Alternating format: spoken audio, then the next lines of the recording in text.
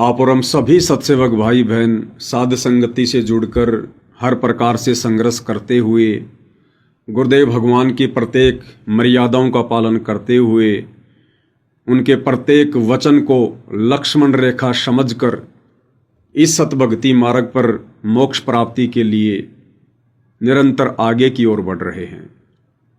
भाई और बहनों, ये सुअवसर आत्माओं को उसी समय प्राप्त होता है जब आत्मा अपने गुरु को परमात्मा के रूप में स्वीकार कर लेती है। जब तक ये आत्मा गुरु को परमात्मा नहीं मानती है, केवल अपने जैसा मानुष मानती है, माँ के गर्भ से जन्म लेकर आया हुआ एक व्यक्ति मानती है, तब तक भाई और बहनों परमेश्वर जी के द्वारा उन भगत आत्माओं का ज्ञान योग नहीं खोला जाता है, क्योंकि वो अयोग्य आत्मा होती है। इसलिए भाई और बहनों परमात्मा कहते हैं कि पिछले तप से होत हैं पूर्ण हंस मुराद, बाजी से राजी नहीं संतों नाल खुशाल, मल अखाड़ा जीतेंगे युगन युगन के माल। और ये सभी आत्माओं के वश की बात नहीं होती है।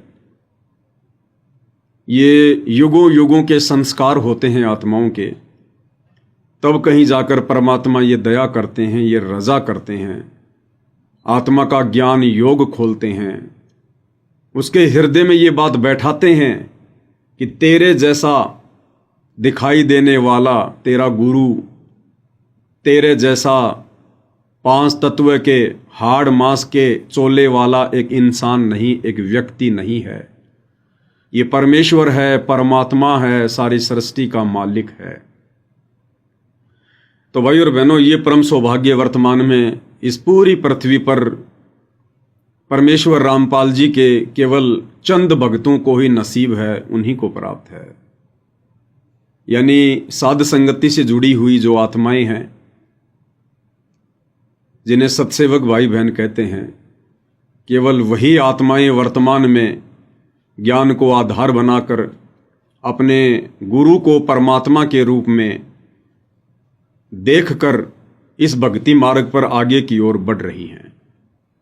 और जब तक ऐसा नहीं होगा तब तक भाई और बहनों हम सतलोक के सपने भी नहीं ले सकते। सपने भी, वो देश बहुत दुर्लभ बताया गुरुदेव भगवान ने।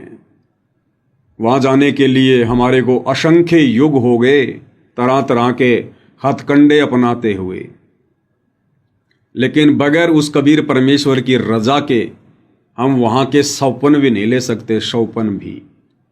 और वर्तमान में कितना बड़ा सौभाग्य है भाई और बहनों कि वो परमेश्वर साक्षात हमारे पूज्य गुरुदेव भगवान के स्वरूप में धरती पर प्रकट है, और आप और हम आत्माओं को उन्होंने अपनी पहचान करवाई है, जो पहचान 21 ब्रह्मांड का स्वामी ज्योति निरंजन भी नहीं कर पा रहा। तो ये सामान्य बात नहीं है, छोटी बात नहीं है। ये कबीर परमेश्वर जी की आप और हम सभी आत्माओं पर एक विशेष रजा है, एक मेहर है। और इस मेहर को भाई और बहनों हमने इसी प्रकार से सतभक्ति करते हुए गुरुदेव भगवान के प्रत्येक वचन को, प्रत्येक नियम को लक्ष्मण रेखा मानकर और इस भय के साथ में हमने अपनी भक्ति को सफल करना है। अब भाई और बहनों देखो, परमात्मा आ गए, उन्होंने अपनी भक्ति दे दी, अपनी रजा बख्श दी। तो यहाँ की जो शक्ति है काल, उसको ये सब अच्छा नहीं लगेगा। वो तरह तरह के हथकंडे अपनाएगा, उन भक्तों के मन में शंका पैदा करने का प्रयास करेगा, संदेह पैदा करेगा। और ये काम वो किसी पहाड़ पर बैठकर नहीं करेगा, दूर बैठकर नहीं करेगा, क्योंकि परमेश्वर ने हमें हर प्रकार से पहले से ही समझा दिया है कि संगत माही कुसंगत उपजे जैसे बन में बांस, और आप पे घिस घिस आग लगा लेकर बनखंड का विनाश। काल को इस बात का अच्छे से पता है कि ये तत्व ज्ञान होने के बाद ये जगत वाले लोग इन भक्तों को नहीं तोड़ पाएंगे। बड़ा मुश्किल है, कोई एक आध मूर्ख की तो कह नहीं सकते, बाकी ज़्यादातर को ये काल सांसारिक लोगों के माध्यम से तत्व ज्ञान से अपरिचित उस भगत के रिश्तेदारों के माध्यम से, यार दोस्तों के माध्यम से नहीं तोड़ पाएगा, मन में शंका पैदा नहीं कर पाएगा। कैसे शंका पैदा करेगा? संगत माही कुसंगत उपजय। ये काल संगत में ही कुसंगत पैदा करेगा। यानी संगत विश्वास किस पे करेगी? संगत वालों पे करेगी, अपने गुरु भाई बहनों पर करेगी, या जो लोग गुरुदेव के इर्द गिर्द जाता रहते हैं, उनके आसपास ज्यादा रहते हैं, या सांसारिक रिश्ते में कोई उनका बेटा है, बेटी है, भाई बंधु रिश्तेदार हैं, उन पर विश्वास करेगी। तो काल ने भाई और बहनों इस कलयुग की बिचली पीढ़ी में अपनी सूक्ष्म चाल चलते हुए यही तरीका अपनाया है कि संगत माही कुसंगत उपजय, जैसे बन में बांस आप घिस घिस आग लगा दे कर बनखंड का विनाश। तो परमेश्वर जी ने जो बगीचा तैयार किया था सन 1994 से 2014 तक, उस बगीचे में तो इस काल बली ने सतगुरुदेव भगवान के कलयुगी परिवार को निमित्त बनाकर, इन कोऑर्डिनेटरों को निमित्त बनाकर पूरी तरह से आग लगा दी है। और इस लगी हुई आग में केवल चंद आत्माएं बची हैं, परमेश्वर के चंद पौधे बचे हैं, जिनको परमेश्वर ने एक अलग से बगीची बनाकर उसमें रख दिया है। और उस बगीची का नाम है साध संगति और उन पौधों का नाम है सतसेवक। लेकिन काल को यहां भी संतोष नहीं है, वो छोटी बगीची को भी बदनाम करना चाहता है, बर्बाद करना चाहता है, उन पौधों को भी उखाड़ना चाहता है। लेकिन ये संभव नहीं है, क्योंकि अब की बार जो बगीची लगाई है वो बगीची स्वयं कबीर भगवान ने, सारी सृष्टि के मालिक ने, सतगुरु रामपाल जी परमेश्वर जी ने बहुत ही सोच समझ कर लगाई है। और उस बगीची को अपना स्पेशल उन्होंने प्रोटेक्शन दिया है, एक सिक्योरिटी दे रखी है। तो यहां पर काल की दाल अब नहीं गलेगी।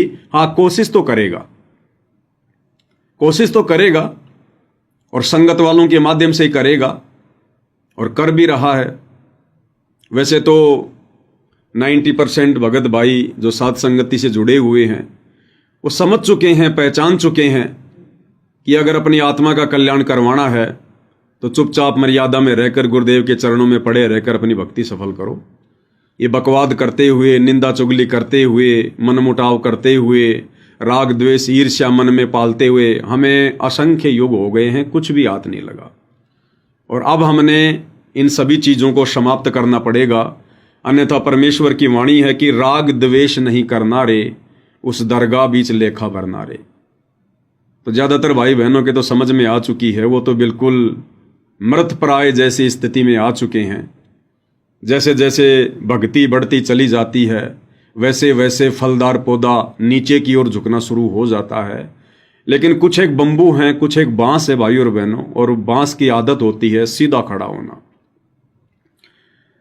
तो ऐसे ही हमारे एक साध संगति से बाहर निकले हुए एक हमारे भगत हैं दर्शन दास जी।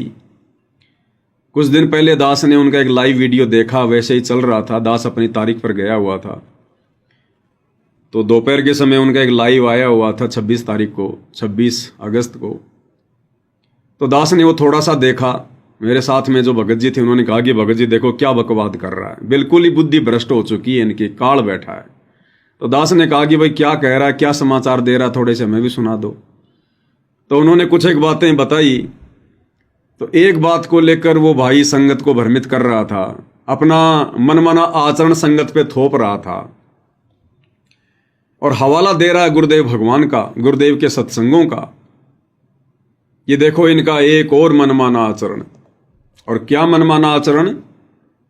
इस पवन दास ने सत्सेवकों के घरों में आदरणीय गरीबदास जी की 50 घंटे की वाणियां जो सतगुरु रामपाल जी ने अपने मुखार विंद से बोलकर भेज रखी हैं, उन वाणियों को एक मेमोरी कार्ड में डालकर और हजारों सत्सेवक भाई बहनों के घरों में पहुंचा दिया है। और सभी सत्सेवकों के घरों में वो वाणियां 24 घंटे चलती है। और फिर कह रहा कि ये वाणियां 24 घंटे नहीं चलानी चाहिए, ये वाणियां ऐसे नहीं चलनी चाहिए घरों में। तो क्या जंगल में चलनी चाहिए? तो क्या शमशान घाट पे स्पीकर लगा के रख दो?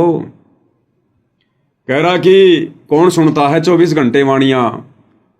तुम वाणियों को लगा के दरबार में रख देते हो, कहीं भी रख देते हो। ये वाणियों का अपमान हो रहा है, परमात्मा की बेइज्जती हो रही है, परमात्मा का अपमान हो रहा है। अगर आप नहीं सुन रहे हो तो आपने वाणियां चला के नहीं छोड़नी चाहिए। पहले आपको छोटा सा उनका प्रवचन सुना देते हैं भाई और बहनों, जो कि रेफरेंस दे रहे हैं सतगुरुदेव जी के सत्संगों का और अपना खुद का मनमाना आचरण संगत के ऊपर थोप रहे हैं। क्योंकि बीच बीच में आप भाई बहनों को सचेत करना बहुत ज़रूरी होता है। और कुछ एक मूर्ख श्रेणी के, ज़्यादा नहीं, 2-4, मुश्किल से 2-4 लोग जो इनका सपोर्ट करते हैं। क्योंकि भाई और बहनों, जब काल किसी की बुद्धि पर बैठता है तो वो अपने जैसे ही विचारों वाले व्यक्तियों को ढूंढता है और ऑटोमेटिक उसके साथ में वैसे लोग जुड़ते चले जाते हैं। फिर उन्हें कितना ही समझा लो, कुछ भी प्रमाण दे दो, उनकी बुद्धि में फिर ये बात नहीं आती है कि हम क्या कर रहे हैं। तो आदरणीय गरीबदास जी महाराज जी की अमृतवाणियाँ सदग्रंथ साहिब की पूज्य गुरुदेव भगवान के मुख कमल से जो घरों में चल रही हैं पाठ के रूप में, उन वाणियों को लेकर भी इन लोगों को बड़ी तकलीफ हो रही है, बड़ी परेशानी हो रही है। ना इनकी जेब से हमने कोई मेमोरी कार्ड लिया, ना इनकी जेब से कोरियर के पैसे लगे, ना इनकी जेब से हम कोई पैसे लेकर स्पीकर खरीद के लाए, ना हम इनको सुना रहे, और फिर भी इन लोगों को बेवजह प्रॉब्लम हो रही है। तो क्या कह रहे हैं ये भाई साहब, थोड़ा सा इनका तत्व ज्ञान सुन लेते हैं। और अच्छा, एक बात और रहेगी, एक क्रिया इन्होंने और बता दी। इन्होंने एक चिप बनवा दी। अच्छा। वो गुरु ग्रंथ साहिब की अमर वाणियों की एक चिप बनवा दी पवन जी ने। अच्छा। और वो सबके घरों में, सबके दरबार में रखवा दी कि 24 घंटे इन वाणियों को चलाओ। सही बात है। तो 24 घंटे उस वाणियों को चलवा रहे हैं जी। अब गुरुदेव ने क्या बताया? गुरुदेव ने बताया, चाहे ये सत्संग हो, चाहे ये तीनों समय की नित्य कर्म हो, तीनों समय की कोई सी भी वाणी हो, अच्छा, यदि हम कोई उसको सुन नहीं रहे हैं और पीछे से वो चल रहा है, तो उन अमर वाणियों का अभिमान है। अच्छा। वो अपमान है उनका। ठीक है। उन वाणियों का अपमान है। अच्छा।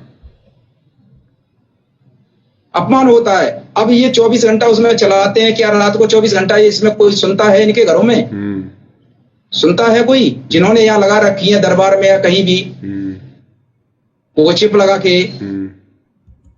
अब बताओ भाई और बहनों, इनको इन बातों से भी दिक्कत हो गई है। और क्या कह रहा है कि गुरुदेव ने कहा है, देखो काल ऐसे मूर्ख बनाता है भाई और बहनों, और मूर्ख बन जाते हैं वो प्राणी जिनको ज्ञान आधार नहीं होता। गुरुदेव भगवान का रेफरेंस दे रहा है कि गुरुजी कहते हैं, चाहे सत्संग की वाणी हो, चाहे तीनों समय की आरती, संध्या आरती, नित्य नियम की वाणियां हो, अगर आप सुन नहीं रहे हो और आपने लगा रखी है, तो वो उन वाणियों का अपमान हो रहा है, भगवान की बेइज्जती हो रही है।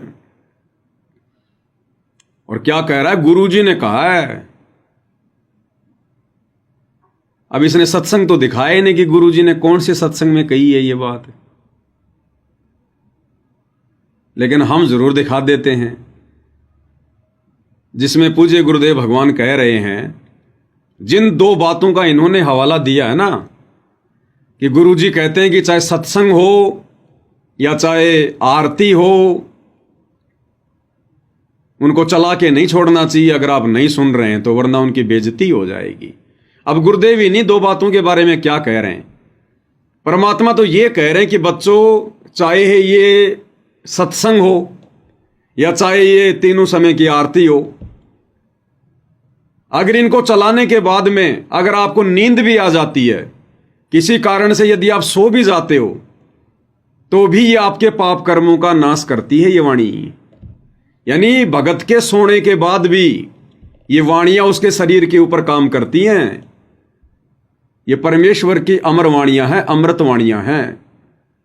तो गुरुदेव क्या कह रहे हैं, और भाई साहब बिल्कुल उसके उल्टा प्रचार कर रहे हैं, और फिर कहते हैं कि हम ज्ञान आधार से बातें कर रहे हैं। अब गुरुदेव भगवान क्या कह रहे हैं भाई, वो भी सुन लेते हैं।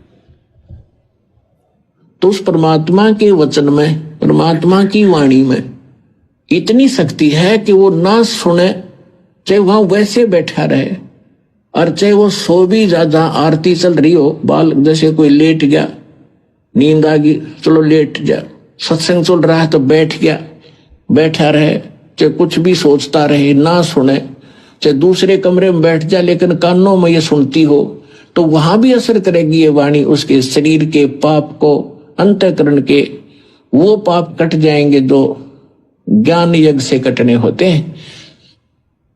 अब बताओ भाई और बहनों, परमात्मा क्या कह रहे हैं और परमात्मा का ही हवाला देकर ये लोग उल्टा ज्ञान प्रचार कर रहे हैं। अरे भाई, ये अमृत वाणियां हैं, पाठ प्रकाश की वाणियां हैं। सत्संग अलग चीज है, तीनों समय की आरती अलग चीज है, और जो ये सदग्रंथ साहिब की वाणियां है ना, ये अलग चीज हैं। ये वाणियां हमारी आत्मा के पाप कर्मों के मैल को साफ करती हैं, काटती हैं ये। अच्छा, वाणियों को हम क्या सुनेंगे भाई ध्यान से बैठकर, जब हमें वाणियों के खुलासे का ही नहीं पता। ना परमात्मा ने सदग्रंथ साहिब का खुलासा कर रखा। अगर आप बैठ कर भी अगर आप सुनने लग गए, आप क्या समझोगे इन वाणियों को? ये तो गूढ़ रहस्य हैं, इनके अर्थ को हम समझ पाएंगे क्या, खोल पाएंगे क्या? तो ये वाणियां तो सुनने के लिए ही हैं। ये वाणियां तो इसी प्रकार से अपना कार्य करेंगी। जिस प्रकार गुरुदेव भगवान ने हमें क्या बताया कि आदरणीय गरीबदास साहिब के पंथ में एक व्यक्ति था, और उस व्यक्ति ने गरीबदास जी की कुछ वाणियों को सिद्ध कर लिया।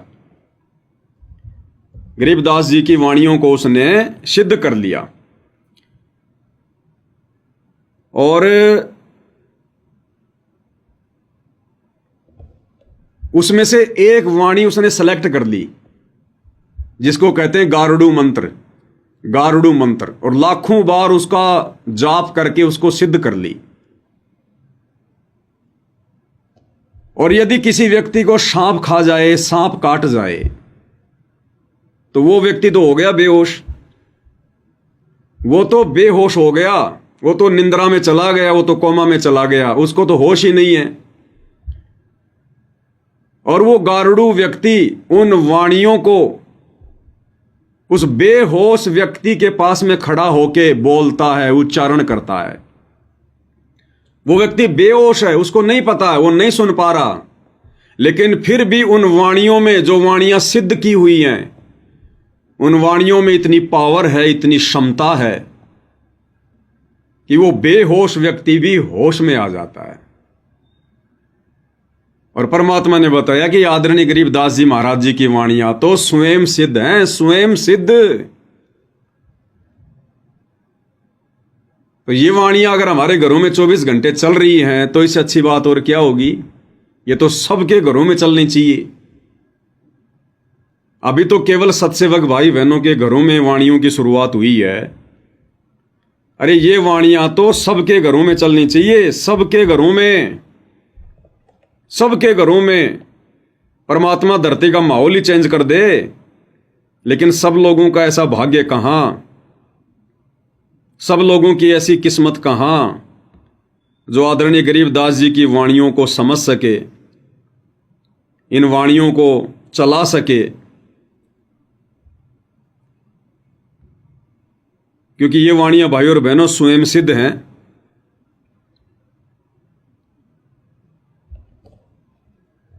और ये वाणियां 24 घंटे हम सत्सेवक भाई बहनों के घरों में चल रही हैं। ये तो सबके घरों में चलनी चाहिए, सबके घरों में।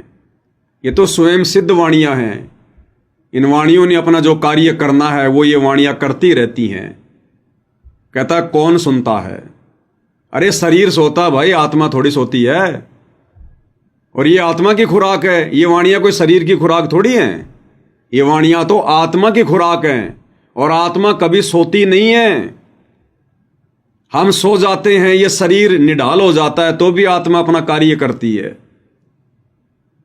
और मान लो अगर हम भी नहीं सुन रहे, तो 84 लाख प्रकार की जीव योनियां भाई, उस घर में मक्खी भी है, मच्छर भी है, सूक्ष्म जीव भी है, छिपकली भी है, घर के आंगन में कोई गाय भैंस भी है, कोई ऊंट भी है, कोई बैल भी है। सब सुनते हैं इन वाणियों को। पेड़ पौधों पे भी इन वाणियों का असर होता है, जो नहीं सुन रहे। अब बताओ, पेड़ के कौन से जो है कान होते हैं? पेड़ के तो कान नहीं होते ना। लेकिन गुरुदेव ने क्या बताया? पेड़ पौधों पर भी ये वाणियां अपना असर करेगी। अब बताओ भाइयों और बहनों, अब इन भाइयों को कौन समझाए? बस इन्होंने तो अपनी वो राग द्वेष ईर्ष्या वाली जो इच्छा है वो पूरी करनी है, कुछ भी बोलना है, ऊट पटांग कुछ भी बोल देना है। अब गुरुदेव के सत्संगों का हवाला दे रहा है कि वाणी अगर कोई नहीं सुन रहा है तो वाणियां नहीं चलानी चाहिए, वाणियों की बेइज्जती होती है। और गुरुदेव कह रहे हैं वाणी चलाकर, आरती चलाकर अगर आप सो भी जाते हो तो भी ये वाणियां अपना काम करती हैं। बताओ, बिल्कुल एकदम सरासर झूठ बोल रहा है। तो भाइयों और बहनों, इन लोगों के अंदर वो ईर्ष्या भावना बहुत तेजी से अपनी जगह बना रही है और एक दिन इनको थोतला कर देगी, इनको खोखा कर देगी। तो हमें इन लोगों की बातों पे ज्यादा ध्यान नहीं देना चाहिए। परमेश्वर ने हमें किस प्रकार से आदेशित किया है, निर्देशित किया है।